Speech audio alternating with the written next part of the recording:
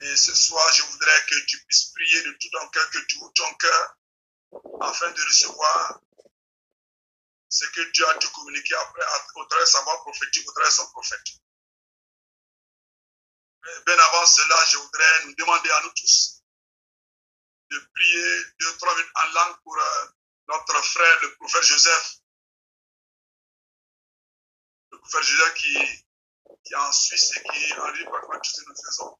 On va prier en langue pour lui demander quel était Dieu le restaure, que le Saint-Esprit opère ses meilleures de création dans son corps de chair. À la fin du coup, je vais revenir un peu là-dessus. Prions en langue 1 minute, 2 minutes pour lui. Marakato shata lega branta ibalo gotoya anta.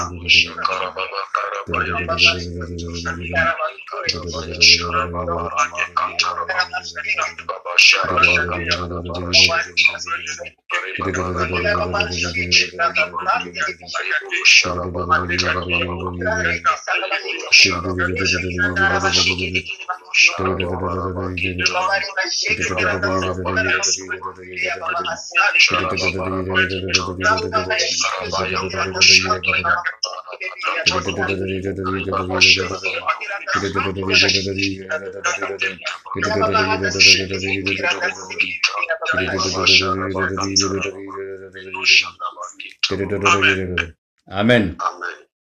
Amen. Donc ce soir, je voulais que nous puissions recevoir le prophète Martin Chantron de la Suisse. Prophète Martin, que Dieu te bénisse. C'est un honneur pour l'école prophétique, comme je dis. Nous sommes l'école prophétique du Centre Némi, mais nous sommes en fait le nom entier, c'est un peu long. C'est l'Institut pratique de leadership et de discipline apostolique et prophétique. Pourquoi leadership? Parce que nous mettons l'emphase sur le caractère, c'est une combinaison du prophétique et du leadership. Nous mettons l'emphase sur le cœur du prophète. Et quand nous parlons de leadership, nous parlons, n'est-ce pas, de servant leadership. Leadership, n'est-ce pas, serviteur. Servant leadership. Ce n'est pas du management de leadership, n'est-ce pas? Jésus a dit que le Fils de l'homme est venu pour servir et non pour servir. Nous mettons l'emphase sur le cœur du caractère du prophète, l'intégrité, la loyauté. Nous sommes un institut, n'est-ce pas, pratique de leadership et de discipline apostolique, porté également sur la base de Hébreux 2, verset 4, Hébreux 2, verset 4, sur les signes, les prodiges et les miracles. Nous sommes, je l'ai dit, des hommes, on vient pour s'équiper à la maison et nous sommes des hommes et des femmes de terrain. Je suis reconnaissant à Dieu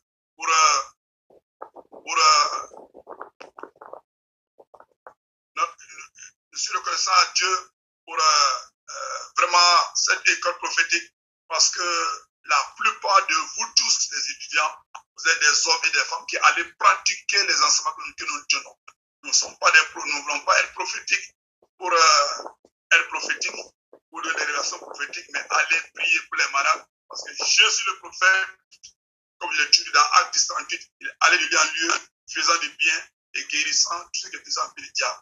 Et nous sommes dans cette école-là où je vous encourage toujours à faire l'évangélisation prophétique, c'est-à-dire l'évangélisation des dons prophétiques. Shalom, shalom. Prophète Martin Chantron, vous avez la parole, vous avez un temps d'enseignement et un temps de ministère selon que Dieu vous conduit.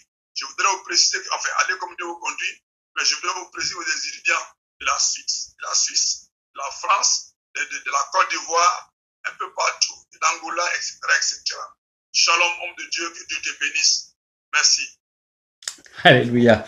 Bonsoir à chacun, à chacune. Ça fait plaisir de vous parler depuis la Suisse, un petit pays qui est très loin, mais on se connecte par l'esprit aussi. Amen. Je vais prier pour mettre ce temps entre les mains du Seigneur, puisqu'on peut rien faire sans lui. Alléluia. Eh ben, Père éternel, c'est avec joie que je te remets ce moment, ce temps d'enseignement et ce temps de ministère. Nous voulons lier tout acte du malin dans le nom du Seigneur Jésus. Nous amenons toute pensée captive à l'obéissance de la parole de Dieu et nous proclamons que l'Esprit du Seigneur, là, est la liberté. Proclamons le sang de Jésus. Nous proclamons que le plan de l'ennemi est vaincu et que Jésus-Christ est Seigneur à la gloire de Dieu le Père. Seigneur, surprends-nous par ta vie, par ta puissance, par ta parole, par tes révélations. Dans le nom de Jésus. Amen et Amen. Amen. Alléluia. Voilà, je m'appelle Martin Charton. J'exerce un ministère prophétique itinérant en Suisse, en Belgique, en France. Et je suis rattaché à une église locale dont je ne suis pas responsable, j'ai simplement un ministère itinérant. Et j'ai une cellule de prière où je suis responsable, à peu près une vingtaine de personnes en Suisse.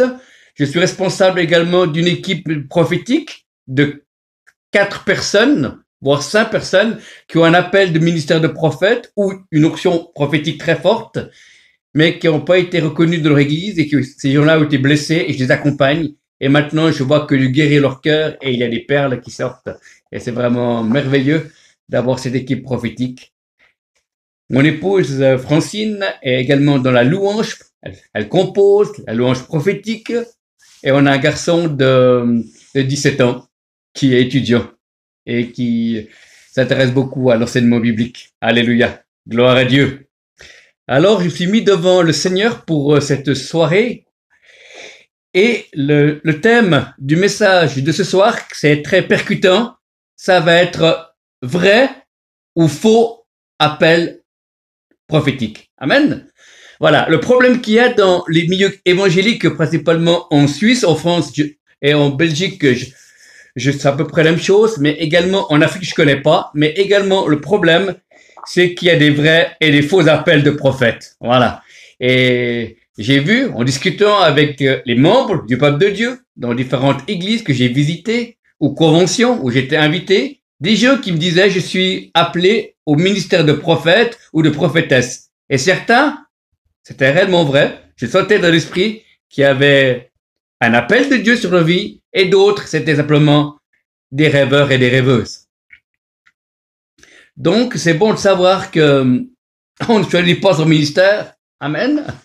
Si on aurait pu choisir son ministère, moi, je pensais qu'un jour, j'allais être pasteur et avoir une petite église et 2 ou 3 personnes difficiles pour me sanctifier un peu en attendant le retour de Jésus. Mais non. Et Dieu m'a choisi que le ministère prophétique. Alléluia. Donc, ce soir, on va voir les vrais et les faux appels de prophètes et prophétesses. Alors, je vous invite à prendre la parole de Dieu, puisque la Bible est notre référence, et je vous invite dans le livre de Jérémie, Jérémie chapitre 1, à partir du verset 4. Jérémie 1, à partir du verset 4, je lis de la version Nouvelle Bible second. Verset 4, la parole du Seigneur me parvint. Avant que je ne te façonne dans le ventre de ta mère, je t'avais distingué. Avant que tu ne sortes de son sein, je t'avais consacré et je t'avais fait prophète pour les nations. Verset 6, je répondis, ah Seigneur Dieu, je ne saurais pas parler, je suis trop jeune. Mais le Seigneur me dit, ne dis pas je suis trop jeune, car tu iras vers tous ceux à qui je t'enverrai, et tu diras tout ce que je t'ordonnerai. N'aie pas peur d'eux, car je suis avec toi, pour te délivrer. Déclaration du Seigneur. Verset 9, alors le Seigneur étendit la main et toucha ma bouche. Puis le Seigneur me dit, j'ai mis mes paroles dans ta bouche. Regarde, je te donne en ce jour autorité sur les nations et sur les royaumes pour déraciner, pour démolir, pour faire disparaître, pour raser, mais aussi pour bâtir et pour planter. Amen. Alléluia.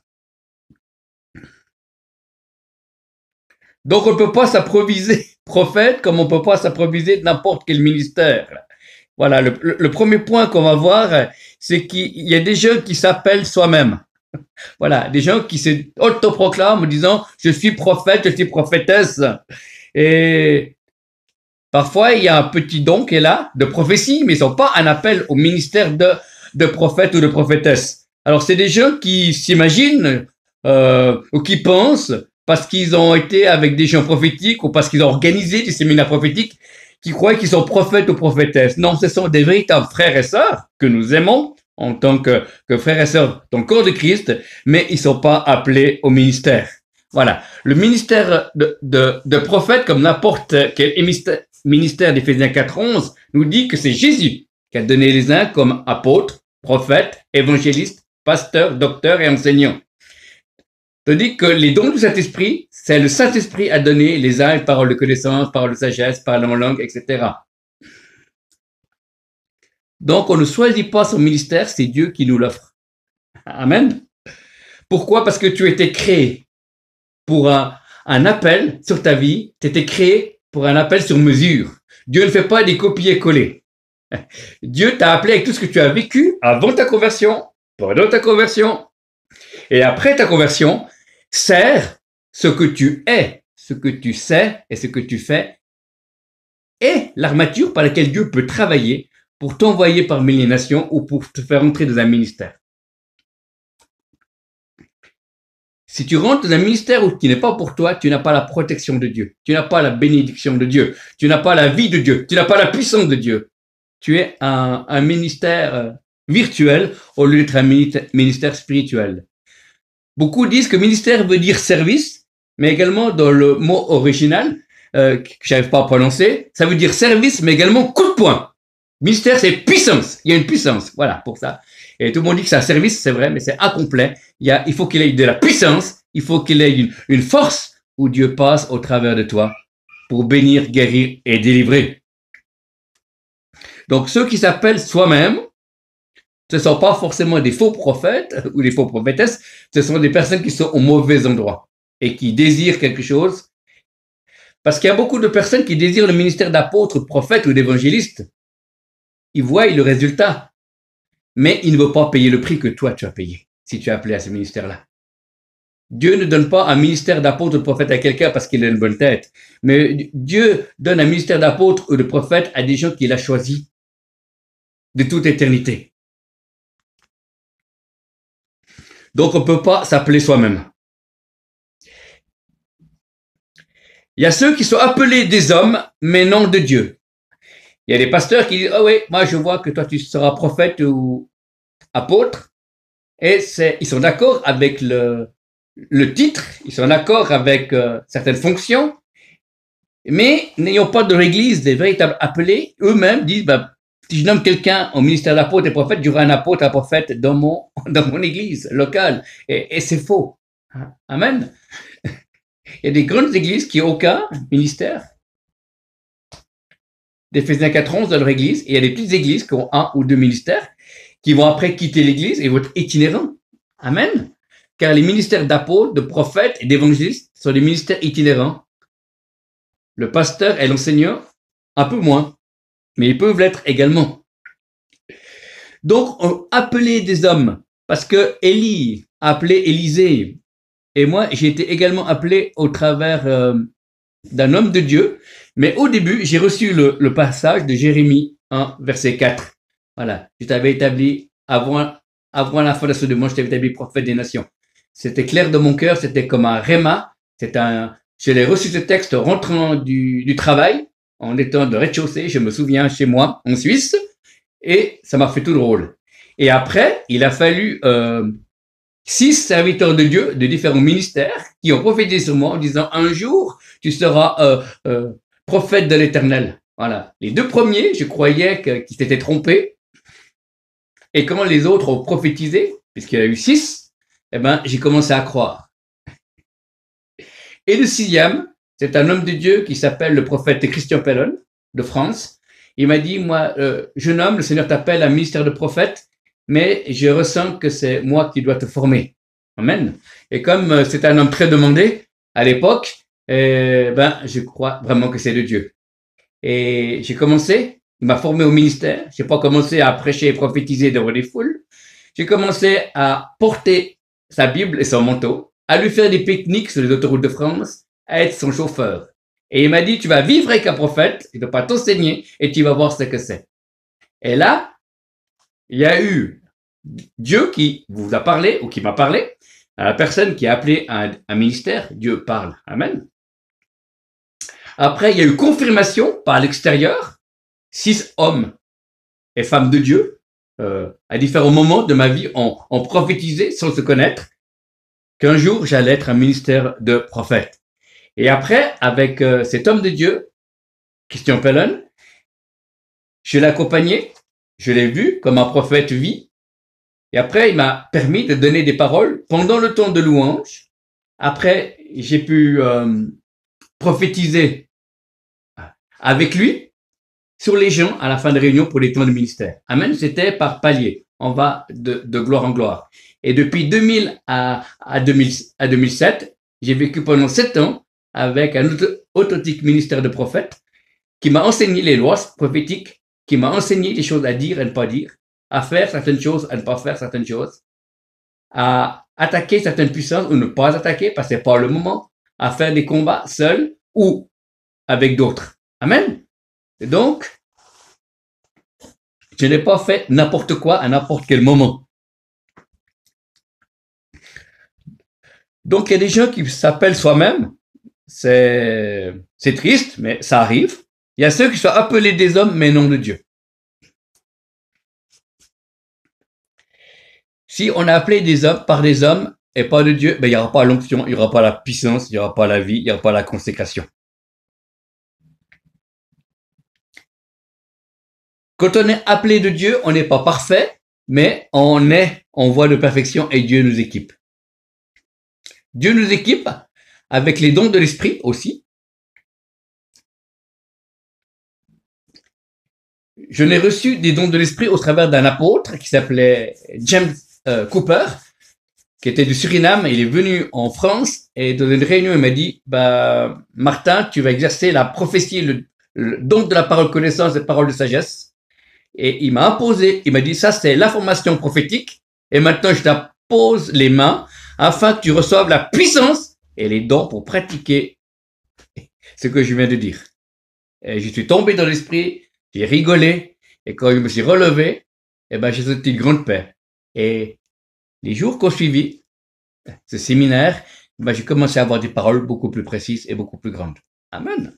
Et c'est comme ça que Dieu m'a formé avec un serviteur de Dieu après que j'ai rencontré Christian Pellen. Mais si tu es réellement appelé à un ministère de prophète, automatiquement tu vas aimer la présence de Dieu et tu vas aimer la louange. Amen. Tu ne peux pas être appelé à un ministère de prophète si tu n'aimes pas la louange et tu n'aimes pas prier. Prier, ce n'est pas avoir 5 minutes de méditation et de prière. Prier, c'est rester dans la présence de Dieu. Être un homme et une femme de Dieu. Un homme et une femme dans la présence de Dieu. Où tu vas pour lui, pas pour des révélations, mais parce que tu l'aimes. Parce que tu vas apprendre à le connaître.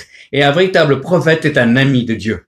Un véritable ministère de prophète ou de prophétesse est une femme ou un homme de Dieu qui amène la présence de Dieu aujourd'hui pour que le peuple de Dieu puisse vivre les promesses de Dieu demain. Un authentique ministère de prophète ou de prophétesse est un homme ou une femme de Dieu qui amène la présence de Dieu aujourd'hui pour que le peuple de Dieu puisse vivre les promesses de Dieu demain. Amen. Un prophète, les prophétesses n'est pas seulement là pour prophétiser. Un véritable prophète est un intercesseur. Amen. Tu peux être intercesseur sans être prophète, mais il n'y a aucun prophète qui ne soit pas un intercesseur. Il y a une soif de justice. On haït l'injustice. Il y a un désir de sainteté qui vient. Pas le fait je dois pas fumer, je dois pas boire, etc. Non, c'est un désir. C'est pas des je dois pas, parce qu'on aime Dieu. Un véritable prophète est quelqu'un qui aime Dieu. Et parce que tu aimes Dieu, après tu aimes l'Église. Tu ne peux pas aimer l'Église si tu n'aimes pas Dieu. Et Dieu va tout faire pour que tu aimes avant tout Dieu, mais après que tu sois guéri par les blessures que tu as eues dans l'Église. Parce que beaucoup de personnes ont un ministère ou un don prophétique, mais parce qu'il y a eu des blessures dans le cœur, on sent dans les paroles, on sent qu'il y a une impulsion, une révélation qui va venir et qui est de Dieu, mais parce que leur cœur est blessé, ils prophétisent des blessures de leur cœur, ou des prophéties sont teintées, sont abîmées des douleurs et des souffrances de l'homme et de la femme chrétienne. Et en réalité, Dieu va te guérir afin que tes prophéties, tes paroles soient moins en moins imbibées de souffrance pour qu'il ait toujours plus la révélation du cœur de Dieu. Aimer la présence de Dieu, être prophète et prophétesse, c'est accepter quand on sait qu'on est, eh ben, faut pas avoir peur. Dieu te donnera la révélation au bon moment. Dieu te donne la révélation quand il y a des situations. Parce que tu as appelé à cela. Tu n'as pas appelé prier, Seigneur, je t'en prie, donne-moi une révélation. Non, pas du tout. Dieu donne parce qu'il équipe, parce qu'il est juste. Parce que, au travers du prophète de l'apôtre, l'apôtre Paul dira, c'est plus moi qui vis, c'est Christ qui vit au travers de moi. Et Christ a toute la connaissance. Et moi, je n'ai pas de connaissance. Ma connaissance est limitée. Mais il demande que je m'ouvre à lui, afin qu'il puisse couler au travers de moi. Que Jésus, le prophète, puisse couler au travers de moi pour donner des révélations et des directions. La présence de Dieu pour un prophète et prophétesse est la protection. Amen. La protection. David a dit, mon âme soupire auprès de toi comme une biche près du courant d'eau. Amen. Parce que la biche, elle est très faible. Et si un animal, un léopard la poursuit, si la biche va dans l'eau, et ben après, l'odeur, le léopard peut plus le fuir, mais il est protégé dans la rivière. Amen. Et le prophète est protégé de la présence de Dieu. Le prophète est protégé dans la parole de Dieu également. Amen. Vous êtes purs à cause de la parole. Moi, je lis la parole, je l'écoute. J'ai des écouteurs, j'ai mis le Nouveau Testament sur mes proverbes, sur mon téléphone portable, et dans la rue, j'écoute des chapitres de la Bible. Voilà. Écoutez la Bible, méditez la Bible, proclamez la Bible. Amen. Et c'est un homme. Si tu es prophète, tu aimes la parole de Dieu. Si tu es prophète, tu aimes Israël. Parce que c'est en Israël qu'il y a eu tous les prophètes étaient juifs. Amen. Alléluia. Eh ben, en étant dans la présence de Dieu, il y a des choses qui viennent à la surface, des choses bonnes. On se rend compte qu'on n'est pas meilleur ceux pour qui on prophétise, qu'on peut reprendre. Mais il faut mettre notre vie en règle afin qu'il y ait moins en moins de différence dans la vie cachée et la vie publique. Amen. Au départ, on a une séparation qui est grande, mais avec les années, ça devrait continuer à avancer pour que la vie ministérielle du prophète ou de l'apôtre, ou de l'évangéliste, ou du pasteur, soit pas différent. Amen. Dieu te garde. Combien de fois j'ai échappé d'accidents, de voitures et autres, et parce que Dieu m'a appelé au ministère, eh ben, il y a une protection de Dieu, et je n'ai pas été blessé. Amen. Dieu a mis des anges pour me garder. Quand on est appelé un ministère de prophète, Dieu libère son surnaturel. Il y a un amour pour Dieu, pour la Bible, une connaissance. Quand tu es prophète ou prophétesse, pour toi, c'est pas un problème que Dieu soit Père, que Dieu soit Fils, que Dieu soit Saint-Esprit. Tu comprends pas, mais tu le vis. Dieu ne donne pas toutes les révélations à un prophète. Dieu donne seulement ce qu'il doit entendre. Amen. Moi, j'ai pas eu de révélation comme quoi il allait avoir le Covid. J'ai pas eu de révélation pour le 11 septembre. J'ai pas eu de révélation sur le tsunami qu'il y a eu en Thaïlande il y a quelques années en arrière. Non. Aucune. Pourquoi? Parce que je suis en Suisse et parce que j'ai d'autres. Dieu me montre d'autres choses. Et il y a aussi des catégories de prophètes. Il y a des gens qui sont des prophètes internationaux, des prophètes écrivains, comme Rick Joyner.